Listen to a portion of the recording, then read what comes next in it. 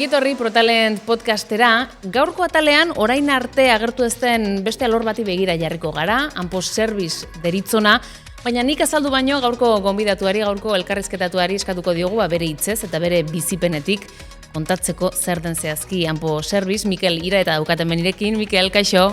Hola, kaixo. Ongietorri. Tira, Anpos Service esan dugu. Zehazki, ze alorretan egiten duzuzuk lan, zer da hau, zein dira zure eginkizunak?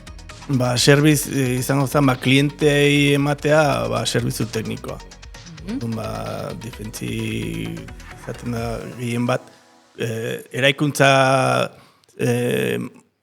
planta bat o balbulak eustetuna eraikuntza alorren balin badau, adibidez, lantzen zaio, nola instalatu, edo eraikuntza momentu eukitzeituen, eukidea izazken laguntzak, o akatsak igual zerbaitetan erreparatzen dauntzea.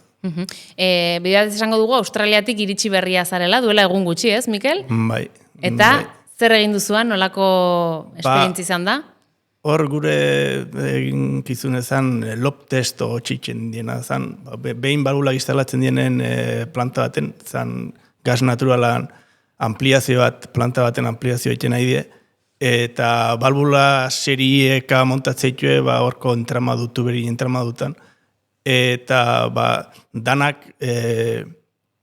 bere denboran, bere sekuentzin, zatio sekuentzi bat eman barraukea, bat iriketzen da momentu beste itxi barrauke, beste gelditu in barrauke, beste eman barrauke seinalea, ez dakizen bat kaudal sartuala, hor mundu bat izatea, eta pixkat, puesta en marcha aurretik egiten dien probak, txekeok lautzea. Tira, Australiako bidaia da bat, baina okerrez banago mundu zabalean ibilizara, ez dakiz herrialdetan tokatu zaizun egotea? Mundu guztin, askotan gure harritu itxen, horre saldu dian poko balbulak. Zatio harri-garri da, Trinidad Tobago, Papua Nueva Guinea, Indonesi, Malasi, Filipinak, estatu batukan, mundu guztin, gutxina espero dien elekutan, geho julin barrezaten dugu. Eta urteak dira, bidaiak dira, ez dakit bizipen bereziren bat, gorretzen duzu memorian, anekdotaren bat, akaso?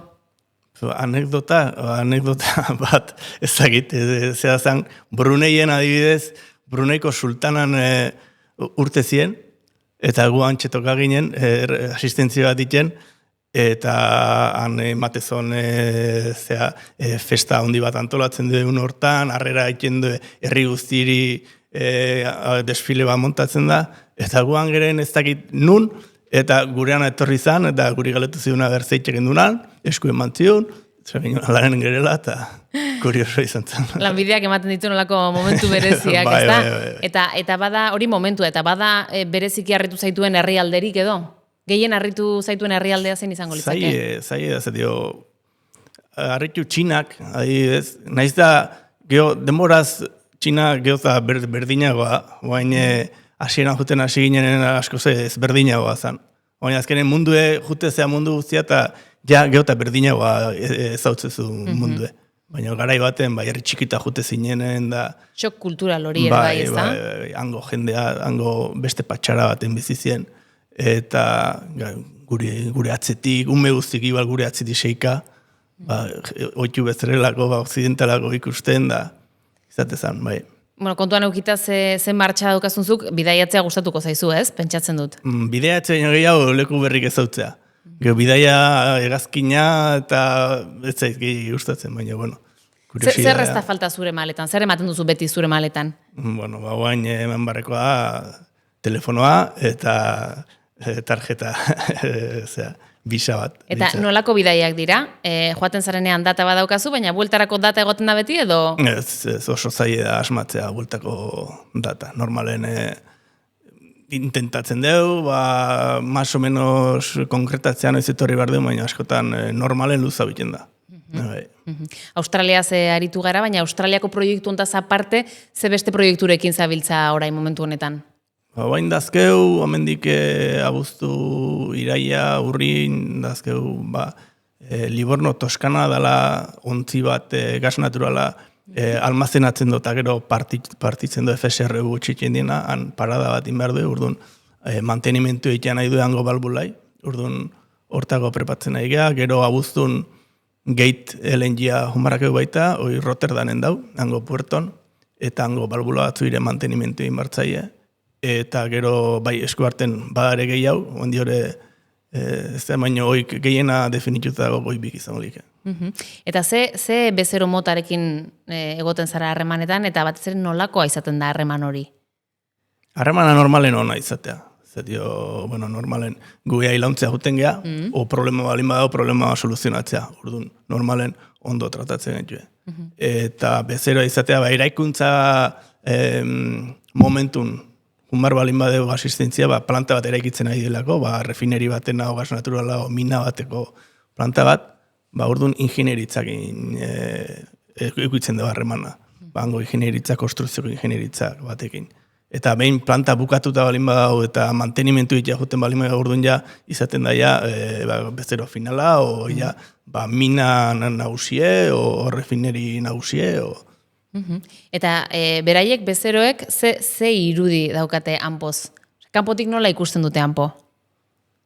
Hanpo, pixkat reputazio ona dauken enpresa bat bezala ikusten gaitu, eta momentu mitzat fama ona dakeu. Eta hemen etxean esango zenuke, bereziki ezagunak zaretela? Nik uste ez gala oso ezaunek Euskal Herri mailan. Hanpo igual jendek ezautuko, baina zer egiten don, nik uste jende gutxi dakila, eta balbulak eta zer dioiko jendek azaldin baritzatea.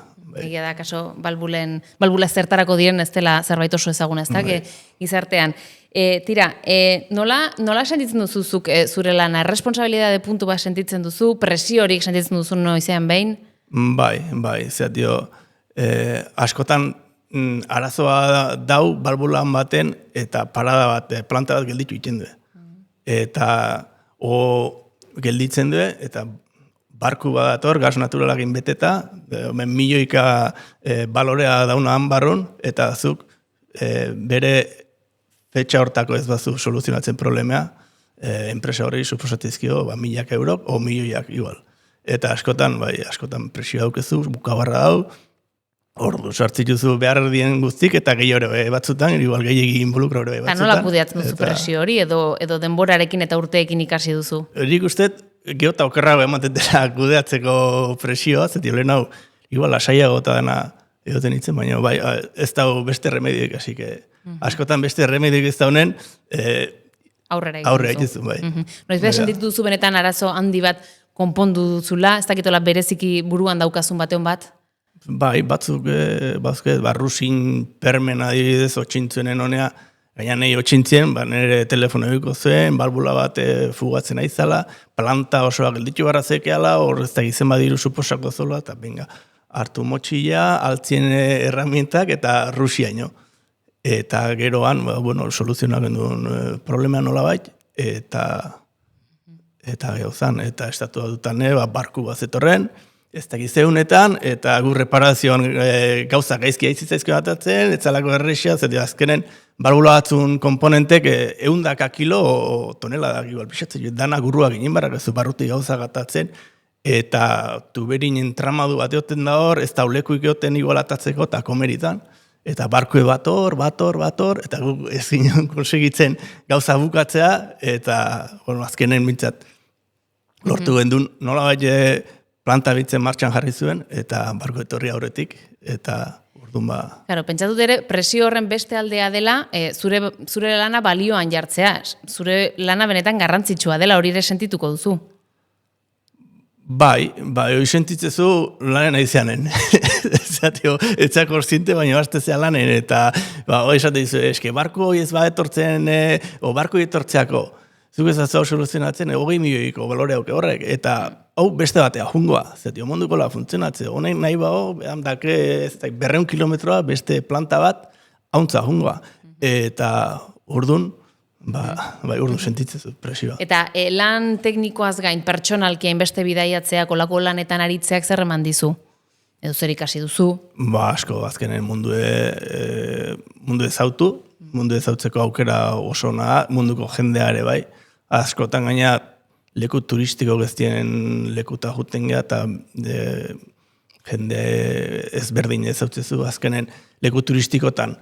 Jendea dau turistei behi da, eta igual ez duzu ezautzen benetan nolakoa dan inguruoi, eta justu juten geha igual turista guztik aterrizau, eta iparraldea juten baie, gu aterrizau eta egoaldea juten geha, inorrezan lekoa. Eta zure eguneroko lana oso aldakorra da batez ere bideian zaudenean, ez? Proiektuaren araberako izango da, baina hemen zaudela, orain adibidez. Nolakoa da zure ohiko lan egun bat? Ba, gu normalen guain asistentzi balin badare esku harten, hoi prepatzen ibili barak askotan. Klienteekin asistentzi bat eskatzea izunen, zaila izatea benetan zer nahi don jakitea. Zetia izazu, askotan gaina, izazu persona bat, bea ez dana refineri hortan, bea ez dauna. Bea esan die ze behar don, eta gero bea han ofizina batetik izazu beste ofizina batea, beste munduko punta, eskatzen ze behar don da. Aztarna hoi eta benetan zer behar don, da gero prepatu, repuesto behar balin baie, o utillaje berezin bat imaz balin balgura egoera zaien balin badago atatzeko, igual utillaje berezin bat imaz balin hoi prestatzen aitzen ja. Eta beste batzutan igual, balgulak bialdu ititu hanpoa, reparazio batzuk itea o mantenimentu itea. Urdun gero oik reparatzen dare ibiltzen ga. Eta zer da hanpo zerbizeko taldean lan egitetik gehien gustatzen zaizuna?